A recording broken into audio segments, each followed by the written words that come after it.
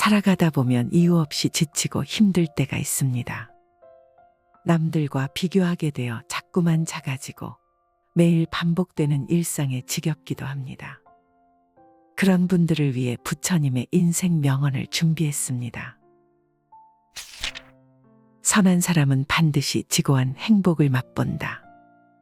악의 열매가 맺기까지는 악한 자도 행복의 맛을 볼 수 있다. 그러나 악행의 열매가 있게 되면 악한 자는 결정코 불행을 피할 수 없다. 선의 열매가 맺기까지는 선한 자도 불행을 맛볼 수 있다. 그러나 선행의 열매가 맺었을 때 선한 자는 결정코 지고한 행복을 맛본다. 요즘에는 오히려 착한 사람이 살기 어렵다는 말을 많이 듣는다. 아무리 착하게 살아도 못 사는 사람은 계속 못 살고 오히려 얄팍하게 머리를 굴리고 이기적으로 사는 사람이 더 잘 사는 세상이라고 한탄한다. 그러나 진리는 그렇지 않다. 다만 아직 선의 씨앗이 무르익지 않았을 뿐이고 악의 씨앗이 무르익지 않았을 뿐이다. 당장에는 악한 사람도 무사할 수 있고 선한 사람도 여건이 좋지 않을 수 있다. 지금 당장 무사하다고 그것이 무사한 것이 아니고 지금 당장 힘들다고 그것이 다가 아니다. 씨앗을 심고 나도 바로 열매를 맺는 것이 아니라 흙이며 바람이며 햇살이며 물이며 사람의 손길에 이르기까지 수많은 인연이 무르익어야 비로소 열매를 맺듯 우리들 업의 씨앗도 마찬가지다. 이번 생에 과보를 받지 않는다고 사라지는 것이 아니다. 내년, 후년이든 10년 후든 다음 생이든 내가 한 행위에 대해서는 반드시 내가 책임을 져야 한다. 한 번, 두 번 악행을 했는데 별일이 없다고 계속 악행을 해도 된다고 여기지는 않았는가. 너무 착하게 살면 세상 살기 어렵고 오히려 적당히 못되게 살고 적당히 이기적으로 살고 내 이익도 챙기고 해야 요즘 같은 세상은 잘 살 수 있다고 여기지는 않았는가. 어리석은 사람아. 지금 당장 선한 결과가 없더라도 선한 행위를 해야 하고 당장 악한 결과가 없더라도 악한 행위는 하지 말아야 한다. 해야 할 것은 반드시 해야 하고 하지 말아야 할 것은 반드시 하지 말아야 한다. 이것이 가장 쉽지만 가장 온전한 진리의 실천이다. 원망을 푸는 지혜. 남을 원망하는 마음으로는 그 어떤 원망도 풀지 못한다. 그 누구에게도 원망하는 마음으로 원망을 풀지는 못한다. 다만 원망을 놓아버림으로써만 원망을 풀 수 있다. 이것은 변치 않는 영원한 진리이다. 누군가를 원망함으로써 원망을 풀고자 한다면 그것은 어리석은 일이다. 이 세상의 모든 원망과 다툼과 질투와 성냄, 이 모든 것은 내 안의 문제이지 외부적인 문제가 아니다. 원망하는 마음을 풀고자 한다면 원망하는 그 마음을 놓아버림으로써만 온전하게 원망을 풀 수 있다. 이것은 영원히 변치 않는 진리이다. 원망스러운 상대방을 내 안에서 완전히 용서하는 것만이 원망을 푸는 지름길이다. 참된 용서는 억지로 용서하기 위해 애쓰는 것도 아니고 원망하는 마음을 참거나 저 마음 깊은 곳에 묻어두는 것도 아니다. 참된 용서는 원망하는 마음 그 자체를 완전히 비우고 놓아버림으로써 마음속의 원망의 뿌리를 뽑아내는 데 있다. 그러기 위해서는 원망하는 나도 원망스런 대상도 원망스런 일들도 그 모든 것이 실체적인 것이 아닌 환영이었고 신기루와 같은 것이었음을 바로 알아야 한다. 바른 이해, 바른 관찰만이 원망의 뿌리까지 빛을 놓아줄 수 있다. 원망스런 사람에 대한 응어리를 고스란히 마음속에 품고 세상을 살아간다는 것은 내 안에 언제 터질지 모를 폭탄을 안고 가는 것과도 같다. 흙탕물은 가만히 내버려 두면 가라앉아 맑은 물처럼 보이지만 그것은 언제든 휘젓는 순간 다시금 탁해지고 만다. 중요한 것은 잠시 원망을 덮어두는 것이 아니라 완전히 내 안에서 걷어내는 것이다. 흙탕물 아래 가라앉아 있는 진흙까지 완전히 비워내야 언제 누가 휘젓더라도 언제나처럼 맑은 정신을 유지할 수 있는 것이다. 그러기 위해서는 세상을 바로 이해해야 하고 바로 이해하려면 세상을 온전히 관찰할 수 있어야 한다. 비난받는 것을 즐거워하라. 나에게 비판해주는 사람 보기를 보물지도와 같이 하라. 근처에 비난하는 자가 있으면 나의 상황은 더욱 나아진다. 그는 나를 가르치고 나의 잘못된 행동을 말려준다. 훌륭한 사람들은 그를 사랑하게 되지만 어리석은 사람들은 그를 싫어하고 멀리하게 된다. 사람들은 비판을 싫어하고 칭찬을 좋아한다. 비판하는 자를 미워하고 칭찬하는 자를 좋아한다. 그러나 조금 냉정하게 생각해 보았을 때 비판처럼 감사하고 좋은 일이 없다. 비판을 듣게 되면 그만큼 나의 단점과 잘못된 점을 바로 보게 되는 길이 열린다. 내가 나를 보기는 어려워도 상대가 나를 보기는 쉽다.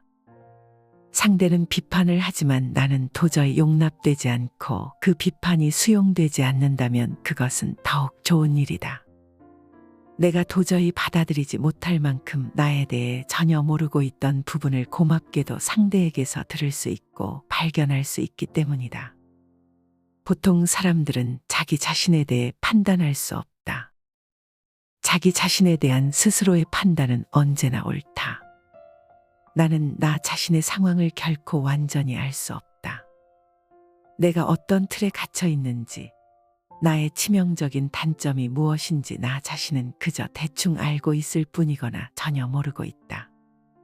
누구나 다 알고 있을 법한 어떤 한 고집 센 사람에게 당신도 잘 알고 있겠지만 그 센 고집을 조금 줄여줄 수는 없는가 하고 물었더니 나같이 고집 없는 사람이 또 어디 있느냐고 하면서 펄쩍 뛰는 사람을 보았다. 주위의 모든 사람이 다 알아도 자기는 자기를 모르기 쉽다. 나는 언제나 나에 대해 주관이기 때문에 내가 나를 객관적으로 본다는 것은 너무나도 어려운 일이다. 그러니 객관적인 시선으로 나를 비판해주는 벗이 있다는 건 얼마나 기쁜 일인가. 그런 비판을 듣고 수용할 수 있다면 상황은 더욱 나아진다. 그러나 많은 이들은 비판을 싫어하고 칭찬만을 바란다. 지혜로운 이는 칭찬을 두려워할 줄 알고 비판을 달콤해할 줄 안다. 그림을 그리듯 삶을 그려라. 마음에서 그리는 것은 언젠가는 이 세상이라는 종이 위에 고스란히 그려지게 된다. 그것이 마음의 법칙이다. 심지어 한두 번 스치며 지나가는 생각을 했더라도 그것은 일정 부분 우리 삶에 영향을 미친다. 하물며 반복적이거나 지속적인 어떤 생각이 있었다면 그것은 분명히 우리 삶의 바탕 위에 언젠가는 그려지게 된다. 그래서 불교에서는 망상을 피우지 말라고도 하고 끊임없이 올라오는 생각과 번뇌를 잘 지켜보고 관함으로써 마음을 비우도록 이끌고 있다. 일반적으로 툭툭 올라오는 온갖 생각들에 대해 우리는 별 의미 없이 스쳐보내곤 하지만 이러한 마음의 법칙을 아는 수행자라면 순간순간 올라오는 생각과 잡념들이 바로 내 삶의 일부분을 형성시켜 나간다는 사실을 긴장감을 가지고 지켜볼 것이다. 어떤 사물을 보든 사건을 보든 늘 밝고 긍정적인 면을 보면서 주어진 삶에 만족하는 사람이라면 그 사람의 삶은 점차 긍정적이고 만족스러워질 수밖에 없을 것이다. 반면에 사사건건 트집을 잡고 부정하며 자신의 처지를 한탄하며 사는 사람의 미래는 부정적이며 불만족스러울 수밖에 없다. 내 스스로 마음에서 연습한 것이 그대로 내 삶 위에 펼쳐지기 때문이다. 사실 내가 바라는 모든 것은 이미 내 마음 안에 다 갖추어져 있기 때문에 마음을 어떻게 사용하고 쓰느냐에 따라 내 삶의 현실은 내 스스로 창조해낼 수 있다. 무한 능력의 주인공이 바로 이 안에 있다. 참된 행복과 자유, 평화, 그리고 심지어 진리를 찾고자 한다면 내 마음을 외면하여 밖으로 찾아 나서지 말고 마땅히 내 안을 살펴 마음 가운데서 찾으라. 말과 행동에 마음을 담으라. 모든 것은 마음에 따라 이루어진다. 사악한 마음으로 말을 하거나 행동을 하면 괴로움은 그 사람을 따라다닌다. 반대로 깨끗한 마음으로 말을 하거나 행동을 한다면 행복과 보람이 그 사람을 따라다닐 것이다. 마음이 기본이 되어 말과 행동을 만들어내고 그것은 그대로 업이 되어 내 삶을 만들어간다. 어떤 마음가짐을 가졌는가, 어떤 말을 하였는가, 어떤 행동을 하였는가, 이 세 가지 행위가 업이고 업이란 반드시 현실에서 결과를 가져온다. 나의 미래를 알고자 한다면 그동안의 마음과 말과 행동을 비추어 보면 된다. 말과 행동은 마음 곧 생각이라는 의업이 기본이 되어 나타나니 모든 업의 시작이 바로 의업이다. 의업에는 세 가지가 있으니 바로 탐진치 세 가지이다. 의업으로 탐심을 많이 일으킨 자는 악이지옥으로, 진심을 많이 일으킨 자는 아수라로, 치심을 많이 일으킨 자는 축생세계로 가고, 신구의 삼업에서 선업이 많으면 천상으로, 악업이 많으면 지옥으로 간다는 것이 바로 육도윤회의 교설이다. 이처럼 마음으로 어떤 업을 짓느냐에 따라 이번 생은 물론 다음 생까지 결정되는 것이다. 똑같은 행동이나 말이라도 어떤 마음을 담느냐에 따라 그 결과는 달라진다. 똑같은 양을 베풀더라도 어떤 마음으로 베풀었느냐에 따라 결과는 하늘과 땅이고, 똑같이 병자를 간호했더라도 어떤 마음으로 했느냐에 따라 결과는 천차만별로 나뉜다. 남이 보지 않더라도, 마음에서 숨기려고 애를 쓰더라도 이 세상, 이 법계는 똑똑히 보고 있다. 나를 속이고 사람들을 속일 수는 있을지언정 법계를 속이고 부처님을 속일 수는 없다. 사악한 마음으로 말과 행동을 하면 괴로움이 그 사람을 따라다니며, 깨끗한 마음으로 말과 행동을 하면 행복이 그 사람을 따라다닐 것이다. 괴로워도 좋고 즐거워도 좋다. 사람의 말과 행동은 그 사람의 생각을 나타낸다. 마음속에 악함을 품으면 말과 행동이 거칠어지지만, 마음속에 착함을 품으면 말과 행동이 너그러워진다. 콩 심은 데 콩 나고 팥 심은 데 팥이 나듯이, 말과 행동이 거친 사람은 악의 과보를 받게 되고, 말과 행동이 너그러운 사람은 선의 과보를 받게 된다. 그것은 몸뚱이에 반드시 그림자가 따르는 것과 같다. 몸뚱이에는 반드시 그림자가 따르듯 내가 한 행위에는 반드시 그 과보가 따른다. 말과 생각과 행동이라는 세 가지 행위는 그대로 이 법계에 저장이 되고 축적이 되어 언젠가 그대로 현실로 나타난다. 지금 나에게 주어진 현실 또한 고스란히 과거에 내가 만들어낸 업의 결과에 불과하다. 그러니 누구를 탓하거나 세상을 탓할 수는 없다. 다만 좋든 싫든 지금의 이 현실을 긍정으로 받아들이는 것만이 업을 녹일 수 있는 절호의 기회를 놓치지 않는 길이다. 악업을 지었으면 최대한 빨리 받는 것이 좋고, 선업을 지었으면 최대한 늦게 받는 것이 좋다는 말이 있다. 그러니 내 삶에 괴로운 일이 생기더라도 거부하고 도망칠 것이 아니라 지난 악업의 과보를 받는 것이니 빨리 받겠다는 마음으로 받아들이고 볼 일이다. 또한 복을 받는 일이 많아지더라도 거기에 안주하여 더 많은 복을 달라고 할 것이 아니라 오히려 복을 늦게 받아도 좋으니 차라리 악업을 기쁜 마음으로 받겠다고 할 일이다. 세상 사람들은 괴로운 일이 생기면 아파하고 좌절하며 즐거운 일만 많이 일어나도록 해달라고 기복적으로 빌지만, 인과를 아는 지혜로운 이라면 괴로운 일이 생기면 지난 악업의 과보를 빨리 받아 없앨 수 있는 기회로 알고 즐거운 마음으로 받아들이며, 즐겁고 기쁜 일만 있기를 바라는 마음을 버리고 날마다 복을 짓는 삶을 살게 될 것이다. 세상 사람들은 괴로우면 괴로워서 싫고 즐거우면 즐거움이 금방 떠나갈까 싶어 걱정이지만, 지혜로운 이는 괴로우면 악업을 녹여서 좋고 즐거우면 선업을 받아서 좋다. 욕심 적다고 말하지 말라. 욕심을 적게 가졌다고 해서 나는 욕심을 적게 가졌다고 말하지 말라. 만족함을 알았다고 해서 나는 만족할 줄 알았다고 말하지 말라. 멀리 떠나는 것을 즐거워한다고 해서 나는 멀리 떠나는 것을 즐거워한다고 말하지 말라. 궤변을 좋아하지 않는다고 해서 나는 궤변을 좋아하지 않는다고 말하지 말라. 스스로 욕심이 적다고 말하고 스스로 만족할 줄 안다고 말하지 말라. 욕심이 적고 자족을 알더라도 스스로 소욕과 지족을 자랑 삼아 말하는 사람은 참된 소욕지족과는 거리가 멀다. 참된 소욕지족은 말이 없고 상이 없다. 수저가 밥맛을 모르듯이 자연스러운 두타행의 수행자는 스스로 소욕지족을 모르고 청빈한 삶을 입에 담지 않는다. 수행을 잘한다고, 보시를 많이 했다고, 착한 일을 많이 했다고, 욕심이 적다고 스스로 말하지 말라. 참으로 욕심을 적게 가진 사람이라면 말할 것도 없다. 스스로 욕심이 많기 때문에 욕심을 적게 가졌다고 애써 표현하는 것일 뿐. 만족함을 알았다면 그것으로 딱 끊어진 것이지 애써 말로써 표현할 것은 무엇인가. 말로 표현되면 그것은 벌써 진실과 멀어진다. 어떤 말도 온전히 있는 그대로를 드러내줄 수는 없다. 참된 실제는 말 없는 가운데 침묵으로서 온전히 드러난다. 한 수행자가 있었다. 그는 평소에 꼿꼿이 허리를 세우고 결가부자로 삼매에 들곤 했지만 신도들이 찾아와 법을 물을 때면 언제나 허리를 느슨히 하고 자세를 편안하게 바꾸곤 했다. 더욱이 어린아이들이 찾아올 때면 동년배의 친구처럼 어린아이가 되어 뛰어놀곤 했다.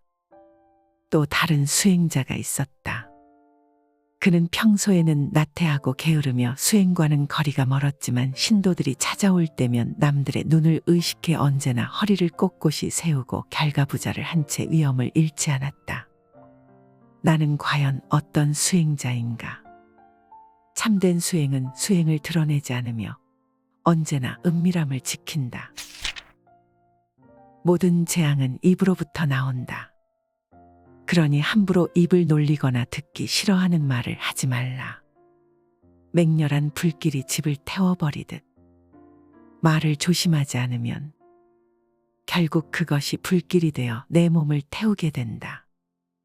자신의 불행한 운명은 바로 자신의 입에서부터 시작된다. 입은 몸을 치는 도끼여 몸을 찌르는 날카로운 칼날이다. 모든 재앙의 시작은 입에서부터 시작된다. 우리는 하지 않아도 될 말 또는 해서는 안 될 말들을 얼마나 많이 하고 사는가. 내면에서 걸러지지 않고 마구잡이로 내뱉는 말은 허물이 되고 재앙이 되어 도리어 나에게로 돌아와 내 몸을 태우게 된다. 모름지기 입을 열 때는 내면에서 침묵으로 걸러짐이 있어야 한다. 먼저 욱하고 올라오는 생각들이나 툭 튀어나오는 말에 대해 가만히 관해보고 몇 번이고 안으로 돌이키며 꼭 해야 할 말만을 단순하고도 명쾌하게 꺼낼 일이다. 침묵이야말로 모든 수행자의 길벗이요 도반이다. 입이 무거워야 모든 공덕이 깃든다. 사람들이 모이면 주로 꺼내는 말이 첫째는 자기 잘난 자랑이고 둘째는 남 못났다는 허물이다. 이것이 바로 아상이 담긴 대화의 전형이다. 내 자랑을 많이 해야 내가 드러나고 남 허물을 들추어내야 또한 내가 높아진다고 착각하는 것이다. 모름지기 수행자라면 자신의 입을 관하여 침묵하고 설사 말을 해야 할 때라도 이 말에 나를 드러내려는 아상이 얼마나 담겨 있는지를 깊이 관찰할 일이다. 말을 조심하지 않으면 불행한 운명이 시작되고 그것은 그대로 도끼가 되어 내 몸을 치고 칼날이 되어 내 몸을 찌르게 된다. 대화를 시작할 때는 몇 번이고 입을 관하고 생각을 관하여 허물이 없도록 하라. 선한 사람은 반드시 지고한 행복을 맛본다. 악의 열매가 맺기까지는 악한 자도 행복의 맛을 볼 수 있다. 그러나 악행의 열매가 있게 되면 악한 자는 결정코 불행을 피할 수 없다. 선의 열매가 맺기까지는 선한 자도 불행을 맛볼 수 있다. 그러나 선행의 열매가 맺었을 때 선한 자는 결정코 지고한 행복을 맛본다. 요즘에는 오히려 착한 사람이 살기 어렵다는 말을 많이 듣는다. 아무리 착하게 살아도 못 사는 사람은 계속 못 살고 오히려 얄팍하게 머리를 굴리고 이기적으로 사는 사람이 더 잘 사는 세상이라고 한탄한다. 그러나 진리는 그렇지 않다. 다만 아직 선의 씨앗이 무르익지 않았을 뿐이고 악의 씨앗이 무르익지 않았을 뿐이다. 당장에는 악한 사람도 무사할 수 있고 선한 사람도 여건이 좋지 않을 수 있다. 지금 당장 무사하다고 그것이 무사한 것이 아니고 지금 당장 힘들다고 그것이 다가 아니다. 씨앗을 심고 나도 바로 열매를 맺는 것이 아니라 흙이며 바람이며 햇살이며 물이며 사람의 손길에 이르기까지 수많은 인연이 무르익어야 비로소 열매를 맺듯 우리들 업의 씨앗도 마찬가지다. 이번 생에 과보를 받지 않는다고 사라지는 것이 아니다. 내년, 후년이든 10년 후든 다음 생이든 내가 한 행위에 대해서는 반드시 내가 책임을 져야 한다. 한 번, 두 번 악행을 했는데 별일이 없다고 계속 악행을 해도 된다고 여기지는 않았는가. 너무 착하게 살면 세상 살기 어렵고 오히려 적당히 못되게 살고 적당히 이기적으로 살고 내 이익도 챙기고 해야 요즘 같은 세상은 잘 살 수 있다고 여기지는 않았는가. 어리석은 사람아. 지금 당장 선한 결과가 없더라도 선한 행위를 해야 하고 당장 악한 결과가 없더라도 악한 행위는 하지 말아야 한다. 해야 할 것은 반드시 해야 하고 하지 말아야 할 것은 반드시 하지 말아야 한다. 이것이 가장 쉽지만 가장 온전한 진리의 실천이다. 원망을 푸는 지혜. 남을 원망하는 마음으로는 그 어떤 원망도 풀지 못한다. 그 누구에게도 원망하는 마음으로 원망을 풀지는 못한다. 다만 원망을 놓아버림으로써만 원망을 풀 수 있다. 이것은 변치 않는 영원한 진리이다. 누군가를 원망함으로써 원망을 풀고자 한다면 그것은 어리석은 일이다. 이 세상의 모든 원망과 다툼과 질투와 성냄, 이 모든 것은 내 안의 문제이지 외부적인 문제가 아니다. 원망하는 마음을 풀고자 한다면 원망하는 그 마음을 놓아버림으로써만 온전하게 원망을 풀 수 있다. 이것은 영원히 변치 않는 진리이다. 원망스러운 상대방을 내 안에서 완전히 용서하는 것만이 원망을 푸는 지름길이다. 참된 용서는 억지로 용서하기 위해 애쓰는 것도 아니고 원망하는 마음을 참거나 저 마음 깊은 곳에 묻어두는 것도 아니다. 참된 용서는 원망하는 마음 그 자체를 완전히 비우고 놓아버림으로써 마음속의 원망의 뿌리를 뽑아내는 데 있다.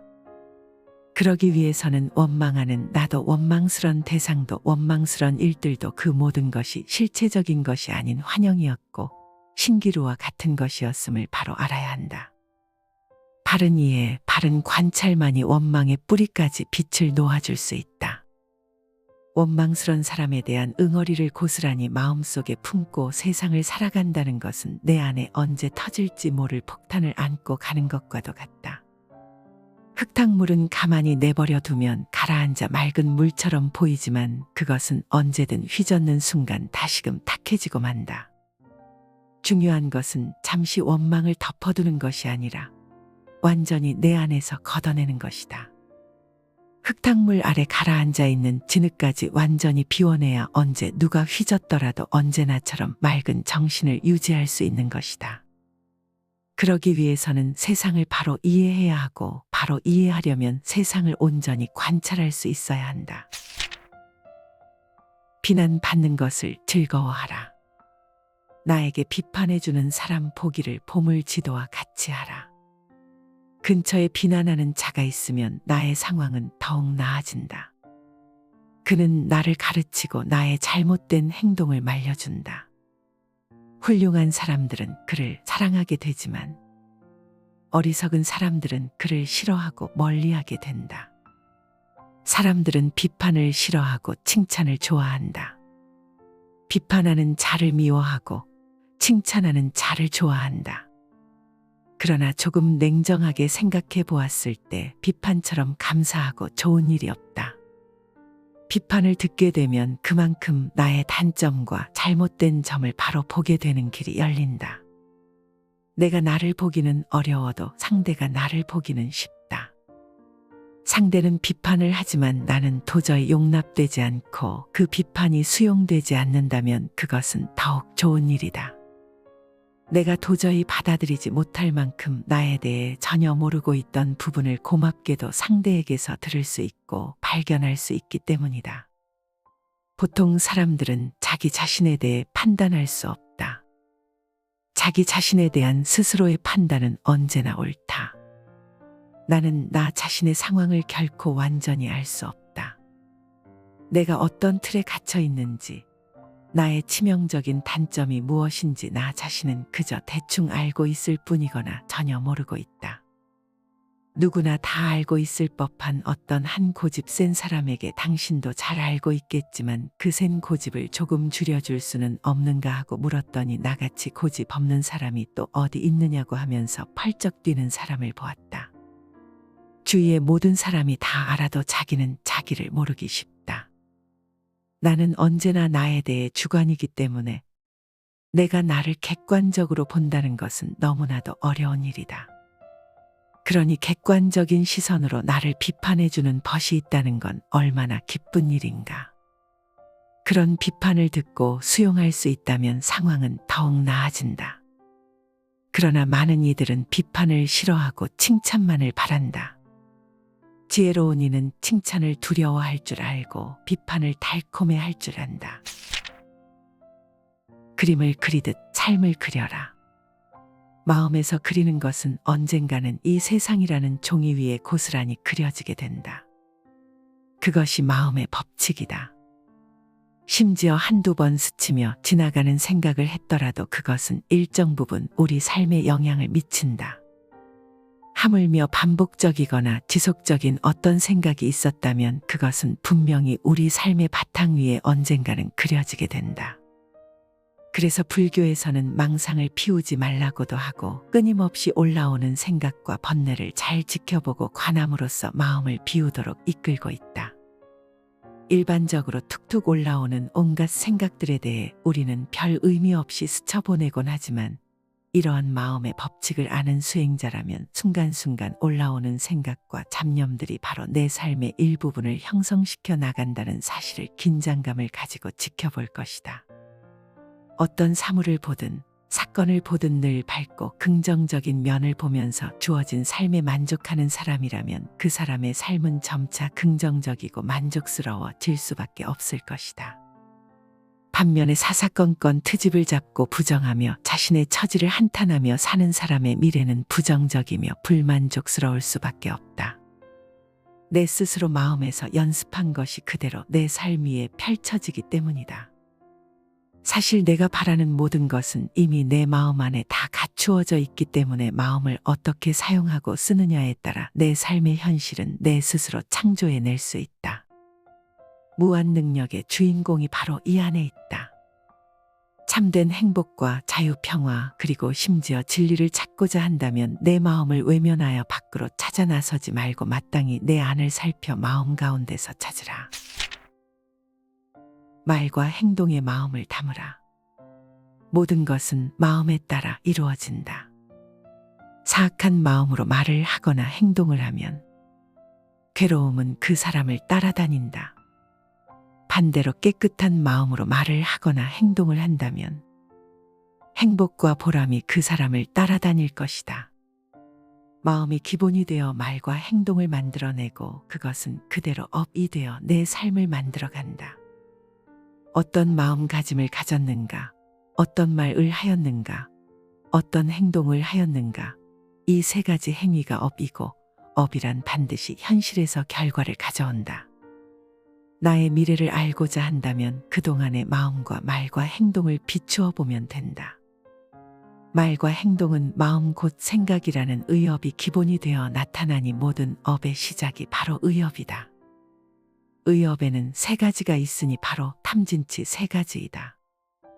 의업으로 탐심을 많이 일으킨 자는 아기지옥으로, 진심을 많이 일으킨 자는 아수라로, 치심을 많이 일으킨 자는 축생세계로 가고, 신구의 삼업에서 선업이 많으면 천상으로, 악업이 많으면 지옥으로 간다는 것이 바로 육도윤회의 교설이다. 이처럼 마음으로 어떤 업을 짓느냐에 따라 이번 생은 물론 다음 생까지 결정되는 것이다. 똑같은 행동이나 말이라도 어떤 마음을 담느냐에 따라 그 결과는 달라진다. 똑같은 양을 베풀더라도 어떤 마음으로 베풀었느냐에 따라 결과는 하늘과 땅이고, 똑같이 병자를 간호했더라도 어떤 마음으로 했느냐에 따라 결과는 천차만별로 나뉜다. 남이 보지 않더라도, 마음에서 숨기려고 애를 쓰더라도 이 세상, 이 법계는 똑똑히 보고 있다. 나를 속이고 사람들을 속일 수는 있을지언정 법계를 속이고 부처님을 속일 수는 없다. 사악한 마음으로 말과 행동을 하면 괴로움이 그 사람을 따라다니며, 깨끗한 마음으로 말과 행동을 하면 행복이 그 사람을 따라다닐 것이다. 괴로워도 좋고 즐거워도 좋다. 사람의 말과 행동은 그 사람의 생각을 나타낸다. 마음속에 악함을 품으면 말과 행동이 거칠어지지만, 마음속에 착함을 품으면 말과 행동이 너그러워진다. 콩 심은 데 콩 나고 팥 심은 데 팥이 나듯이, 말과 행동이 거친 사람은 악의 과보를 받게 되고, 말과 행동이 너그러운 사람은 선의 과보를 받게 된다. 그것은 몸뚱이에 반드시 그림자가 따르는 것과 같다. 몸뚱이에는 반드시 그림자가 따르듯 내가 한 행위에는 반드시 그 과보가 따른다. 말과 생각과 행동이라는 세 가지 행위는 그대로 이 법계에 저장이 되고 축적이 되어 언젠가 그대로 현실로 나타난다. 지금 나에게 주어진 현실 또한 고스란히 과거에 내가 만들어낸 업의 결과에 불과하다. 그러니 누구를 탓하거나 세상을 탓할 수는 없다. 다만 좋든 싫든 지금의 이 현실을 긍정으로 받아들이는 것만이 업을 녹일 수 있는 절호의 기회를 놓치지 않는 길이다. 악업을 지었으면 최대한 빨리 받는 것이 좋고, 선업을 지었으면 최대한 늦게 받는 것이 좋다는 말이 있다. 그러니 내 삶에 괴로운 일이 생기더라도 거부하고 도망칠 것이 아니라 지난 악업의 과보를 받는 것이니 빨리 받겠다는 마음으로 받아들이고 볼 일이다. 또한 복을 받는 일이 많아지더라도 거기에 안주하여 더 많은 복을 달라고 할 것이 아니라 오히려 복을 늦게 받아도 좋으니 차라리 악업을 기쁜 마음으로 받겠다고 할 일이다. 세상 사람들은 괴로운 일이 생기면 아파하고 좌절하며 즐거운 일만 많이 일어나도록 해달라고 기복적으로 빌지만, 인과를 아는 지혜로운 이라면 괴로운 일이 생기면 지난 악업의 과보를 빨리 받아 없앨 수 있는 기회로 알고 즐거운 마음으로 받아들이며, 즐겁고 기쁜 일만 있기를 바라는 마음을 버리고 날마다 복을 짓는 삶을 살게 될 것이다. 세상 사람들은 괴로우면 괴로워서 싫고 즐거우면 즐거움이 금방 떠나갈까 싶어 걱정이지만, 지혜로운 이는 괴로우면 악업을 녹여서 좋고 즐거우면 선업을 받아서 좋다. 욕심 적다고 말하지 말라. 욕심을 적게 가졌다고 해서 나는 욕심을 적게 가졌다고 말하지 말라.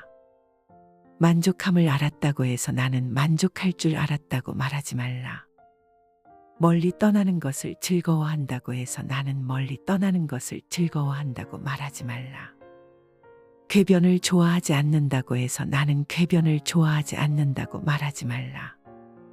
스스로 욕심이 적다고 말하고 스스로 만족할 줄 안다고 말하지 말라. 욕심이 적고 자족을 알더라도 스스로 소욕과 지족을 자랑삼아 말하는 사람은 참된 소욕지족과는 거리가 멀다. 참된 소욕지족은 말이 없고 상이 없다.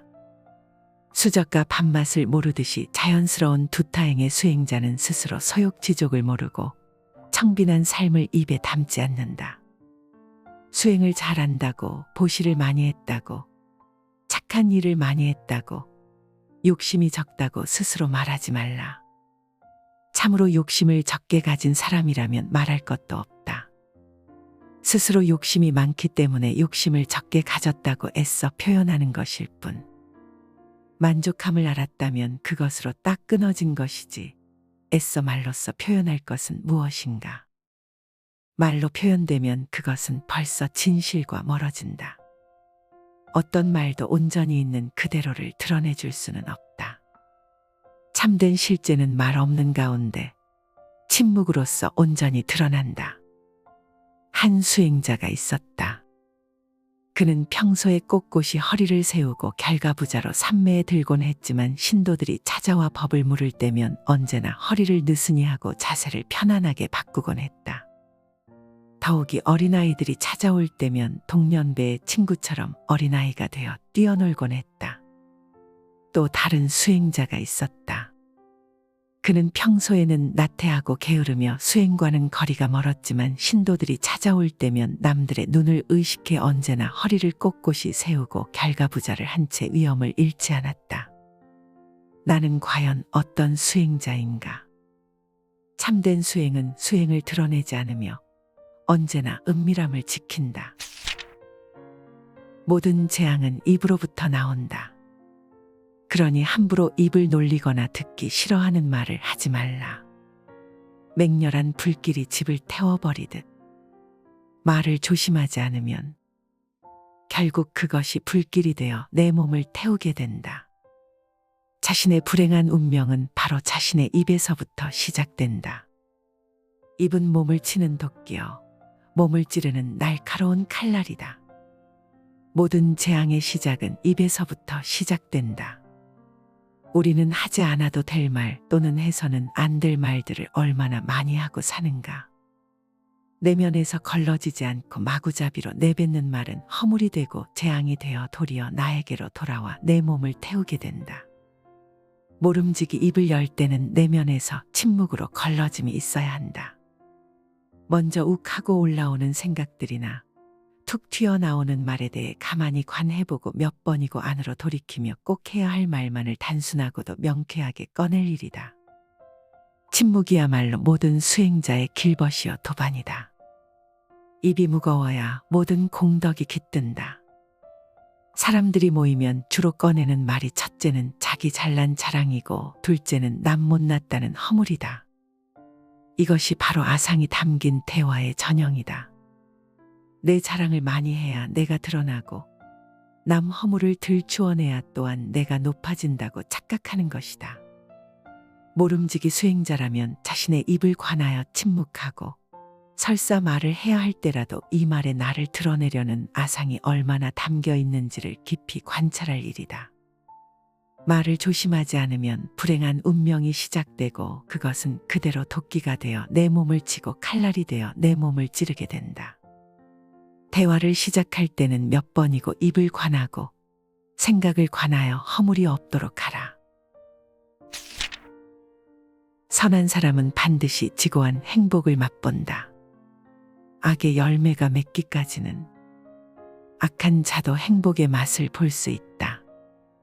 그러나 악행의 열매가 있게 되면 악한 자는 결정코 불행을 피할 수 없다. 선의 열매가 맺기까지는 선한 자도 불행을 맛볼 수 있다. 그러나 선행의 열매가 맺었을 때 선한 자는 결정코 지고한 행복을 맛본다. 요즘에는 오히려 착한 사람이 살기 어렵다는 말을 많이 듣는다. 아무리 착하게 살아도 못 사는 사람은 계속 못 살고 오히려 얄팍하게 머리를 굴리고 이기적으로 사는 사람이 더 잘 사는 세상이라고 한탄한다. 그러나 진리는 그렇지 않다. 다만 아직 선의 씨앗이 무르익지 않았을 뿐이고 악의 씨앗이 무르익지 않았을 뿐이다. 당장에는 악한 사람도 무사할 수 있고 선한 사람도 여건이 좋지 않을 수 있다. 지금 당장 무사하다고 그것이 무사한 것이 아니고 지금 당장 힘들다고 그것이 다가 아니다. 씨앗을 심고 나도 바로 열매를 맺는 것이 아니라 흙이며 바람이며 햇살이며 물이며 사람의 손길에 이르기까지 수많은 인연이 무르익어야 비로소 열매를 맺듯 우리들 업의 씨앗도 마찬가지다. 이번 생에 과보를 받지 않는다고 사라지는 것이 아니다. 내년, 후년이든 10년 후든 다음 생이든 내가 한 행위에 대해서는 반드시 내가 책임을 져야 한다. 한 번, 두 번 악행을 했는데 별일이 없다고 계속 악행을 해도 된다고 여기지는 않았는가. 너무 착하게 살면 세상 살기 어렵고 오히려 적당히 못되게 살고 적당히 이기적으로 살고 내 이익도 챙기고 해야 요즘 같은 세상은 잘 살 수 있다고 여기지는 않았는가. 어리석은 사람아. 지금 당장 선한 결과가 없더라도 선한 행위를 해야 하고 당장 악한 결과가 없더라도 악한 행위는 하지 말아야 한다. 해야 할 것은 반드시 해야 하고 하지 말아야 할 것은 반드시 하지 말아야 한다. 이것이 가장 쉽지만 가장 온전한 진리의 실천이다. 원망을 푸는 지혜. 남을 원망하는 마음으로는 그 어떤 원망도 풀지 못한다. 그 누구에게도 원망하는 마음으로 원망을 풀지는 못한다. 다만 원망을 놓아버림으로써만 원망을 풀 수 있다. 이것은 변치 않는 영원한 진리이다. 누군가를 원망함으로써 원망을 풀고자 한다면 그것은 어리석은 일이다. 이 세상의 모든 원망과 다툼과 질투와 성냄, 이 모든 것은 내 안의 문제이지 외부적인 문제가 아니다. 원망하는 마음을 풀고자 한다면 원망하는 그 마음을 놓아버림으로써만 온전하게 원망을 풀 수 있다. 이것은 영원히 변치 않는 진리이다. 원망스러운 상대방을 내 안에서 완전히 용서하는 것만이 원망을 푸는 지름길이다. 참된 용서는 억지로 용서하기 위해 애쓰는 것도 아니고 원망하는 마음을 참거나 저 마음 깊은 곳에 묻어두는 것도 아니다. 참된 용서는 원망하는 마음 그 자체를 완전히 비우고 놓아버림으로써 마음속의 원망의 뿌리를 뽑아내는 데 있다. 그러기 위해서는 원망하는 나도 원망스런 대상도 원망스런 일들도 그 모든 것이 실체적인 것이 아닌 환영이었고 신기루와 같은 것이었음을 바로 알아야 한다. 바른 이해, 바른 관찰만이 원망의 뿌리까지 빛을 놓아줄 수 있다. 원망스런 사람에 대한 응어리를 고스란히 마음속에 품고 세상을 살아간다는 것은 내 안에 언제 터질지 모를 폭탄을 안고 가는 것과도 같다. 흙탕물은 가만히 내버려 두면 가라앉아 맑은 물처럼 보이지만 그것은 언제든 휘젓는 순간 다시금 탁해지고 만다. 중요한 것은 잠시 원망을 덮어두는 것이 아니라 완전히 내 안에서 걷어내는 것이다.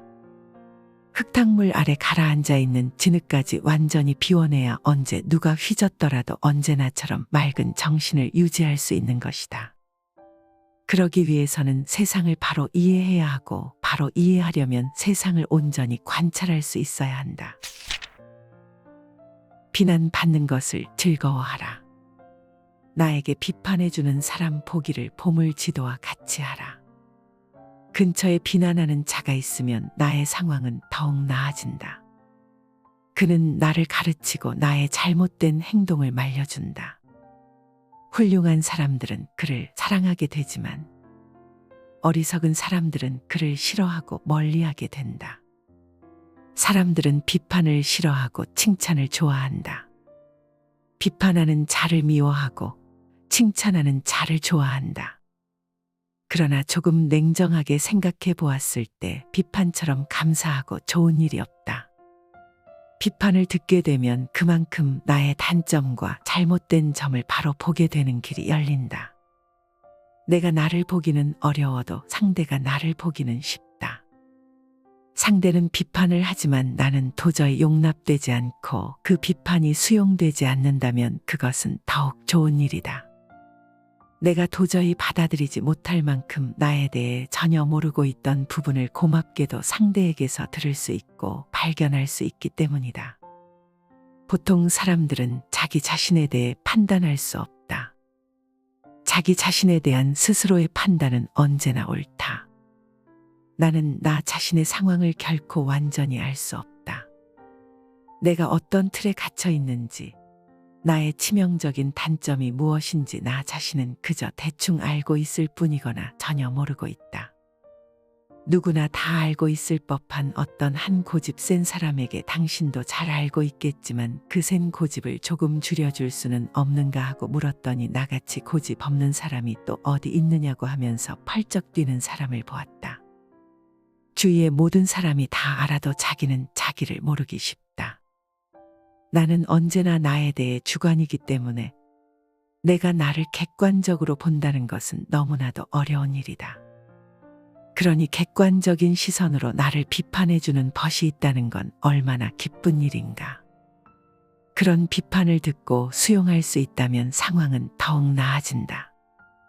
그러나 많은 이들은 비판을 싫어하고 칭찬만을 바란다. 지혜로운 이는 칭찬을 두려워할 줄 알고 비판을 달콤해할 줄 안다.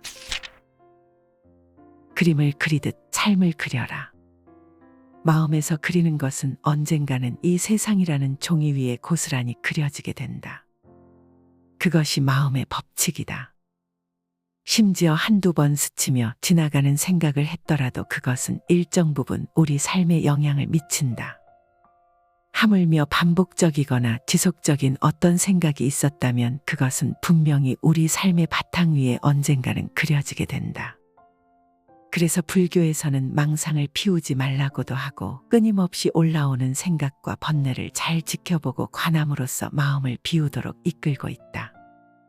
일반적으로 툭툭 올라오는 온갖 생각들에 대해 우리는 별 의미 없이 스쳐보내곤 하지만 이러한 마음의 법칙을 아는 수행자라면 순간순간 올라오는 생각과 잡념들이 바로 내 삶의 일부분을 형성시켜 나간다는 사실을 긴장감을 가지고 지켜볼 것이다. 어떤 사물을 보든 사건을 보든 늘 밝고 긍정적인 면을 보면서 주어진 삶에 만족하는 사람이라면 그 사람의 삶은 점차 긍정적이고 만족스러워질 수밖에 없을 것이다. 반면에 사사건건 트집을 잡고 부정하며 자신의 처지를 한탄하며 사는 사람의 미래는 부정적이며 불만족스러울 수밖에 없다. 내 스스로 마음에서 연습한 것이 그대로 내 삶 위에 펼쳐지기 때문이다. 사실 내가 바라는 모든 것은 이미 내 마음 안에 다 갖추어져 있기 때문에 마음을 어떻게 사용하고 쓰느냐에 따라 내 삶의 현실은 내 스스로 창조해낼 수 있다. 무한 능력의 주인공이 바로 이 안에 있다. 참된 행복과 자유, 평화, 그리고 심지어 진리를 찾고자 한다면 내 마음을 외면하여 밖으로 찾아 나서지 말고 마땅히 내 안을 살펴 마음 가운데서 찾으라. 말과 행동에 마음을 담으라. 모든 것은 마음에 따라 이루어진다. 사악한 마음으로 말을 하거나 행동을 하면 괴로움은 그 사람을 따라다닌다. 반대로 깨끗한 마음으로 말을 하거나 행동을 한다면 행복과 보람이 그 사람을 따라다닐 것이다. 마음이 기본이 되어 말과 행동을 만들어내고 그것은 그대로 업이 되어 내 삶을 만들어간다.